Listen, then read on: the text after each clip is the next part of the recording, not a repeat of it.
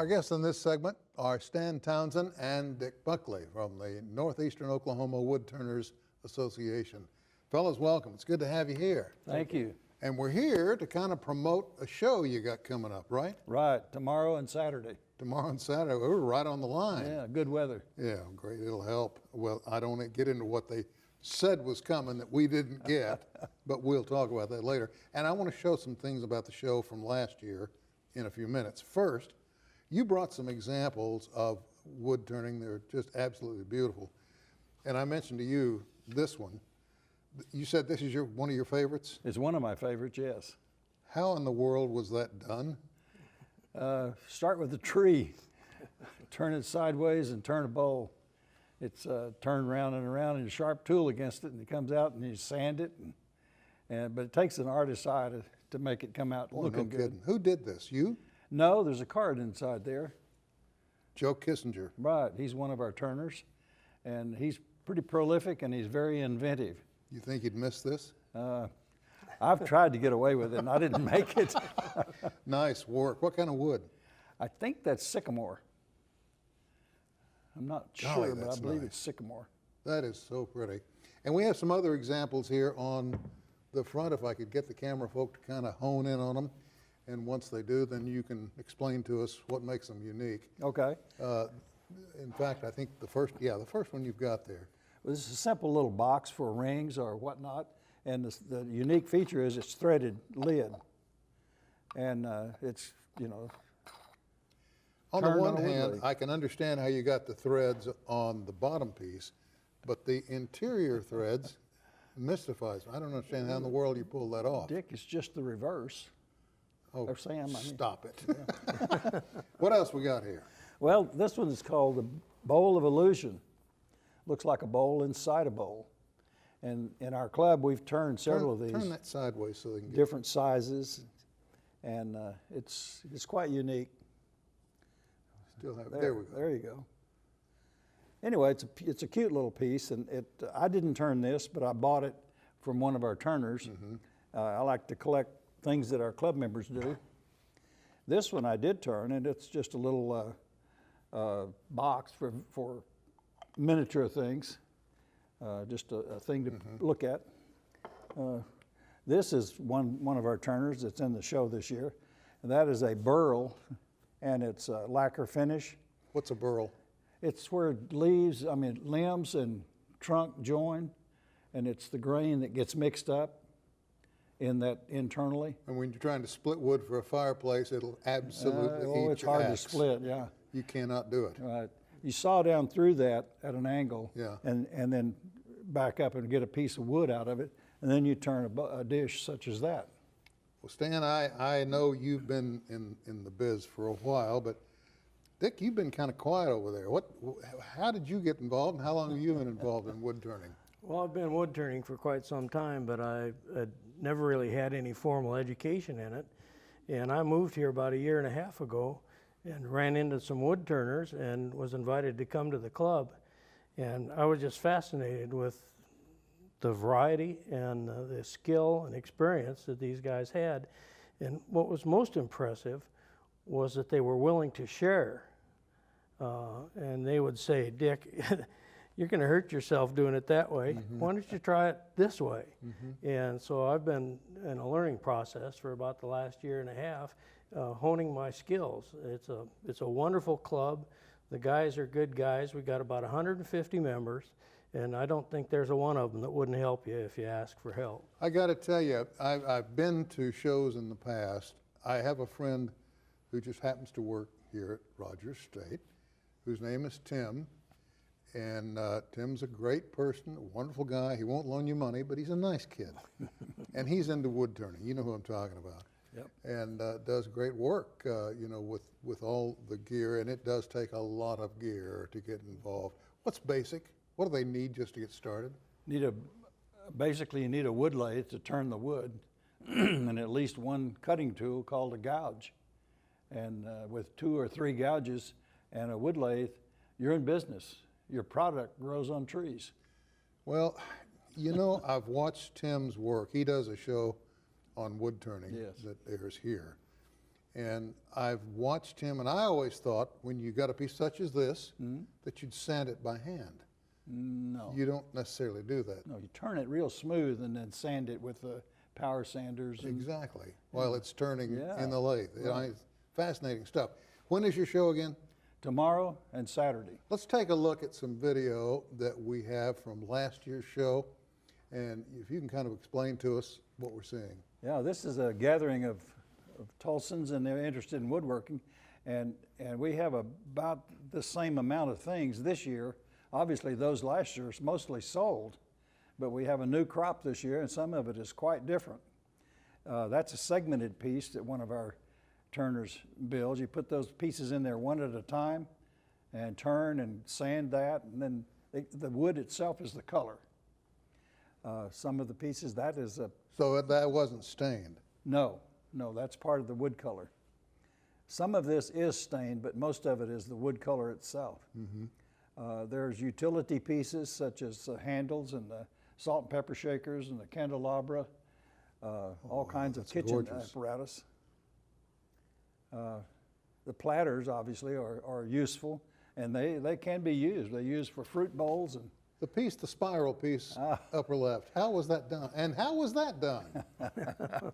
well, it's kind of, you turn a piece, get it round, and then you cut away what you don't want. Sand it smooth and finish it. Takes a lot of time. I had a friend that's a magician. I say, boy, it's great illusion. How'd you do it? And he says, very well. Yeah, that's as far as he'll go with it.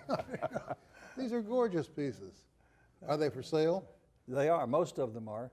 There's a few that they just can't turn them loose. Oh, now that one's for sale. That's done by a nationally famous wood turner, and that one also.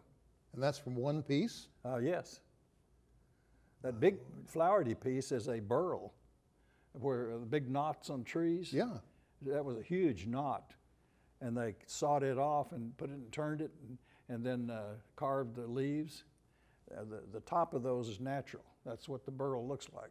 My golly, that's something. I know you may as well give up if you're going to try to split a burl, Yeah. but I did not know that you could turn one. They turn wonderfully well. Really? Yeah. All right, what are we seeing here? That's a lathe. That's a wood lathe, turning the wood, and this fellow's really prolific, and he turns about anything. Various chucks, ways of fastening it on the lathe are demonstrated here. Some clamp it, and some go internally and clamp outward. Some have a vacuum that pulls it onto a cup. This piece is between centers, and you hold it by each end to turn the middle. How far back can you trace wood turning? Oh, How far way back? back beyond the Egyptians. You're kidding. No, they had lots of turned items. I don't know how far back it goes, but it's starting with turning for spears and arrows and eating utensils. They hollowed them out by hand, usually with a rock. Is that a fact? Yeah, it's amazing how old the art is. Wow, I did not know that. That's the hard way of doing it. Boy, that's We no have kidding. motors and sharp steel tools now, Yeah, and carbide. which- We have carbide tools too. Oh man, it makes it so much. Dick, what about you? Do you have any pieces you put up for sale yet?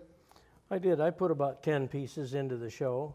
I like to turn bowls primarily, but I'm trying to kind of expand a little bit. There are so many different facets of this hobby or avocation, however you want to put it, that you can't do them all, but it's fun to kind of grow into something else. And I don't know if you know about wood turning, but I look at it in a kind of special niche because it's a skill.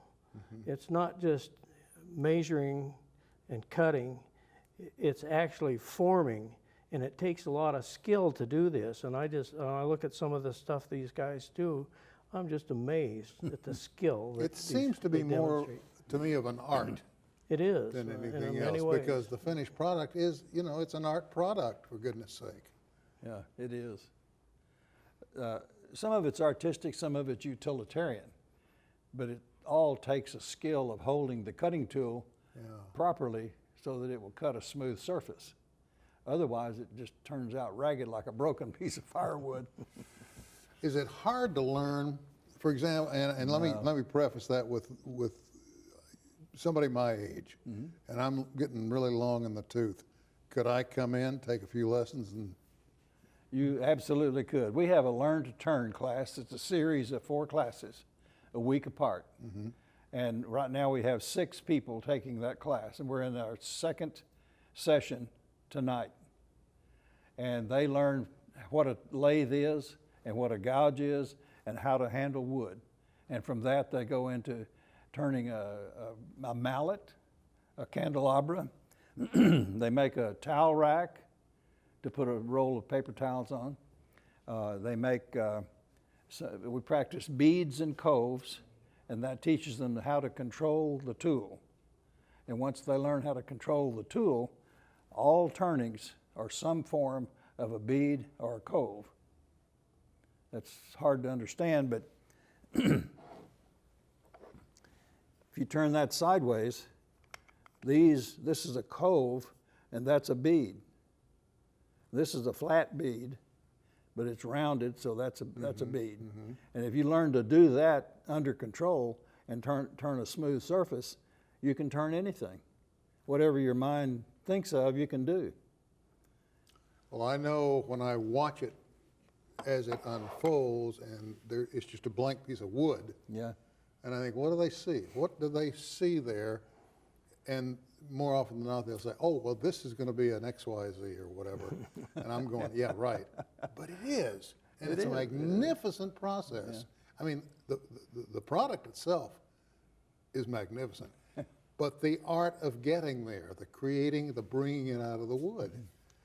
Well, the wood that you pick up some of it is just absolutely out of this world. The grain is beautiful. And if you smooth it and put a slick finish on it, it reflects I call it effervescence. Some people have other names for it, but it looks like it's deep. The grain of the wood causes that.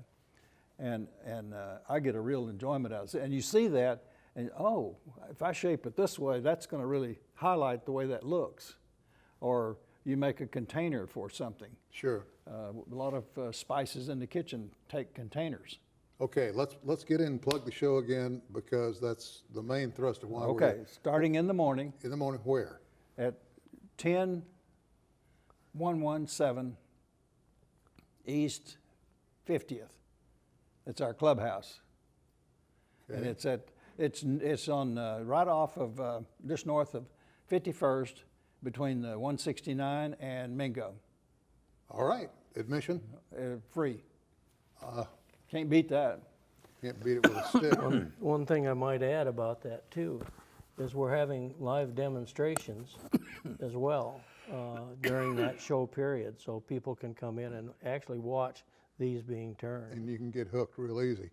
Gentlemen, thank you. Thank you. Appreciate Thank you you. coming in. Try and make it out to the show, okay?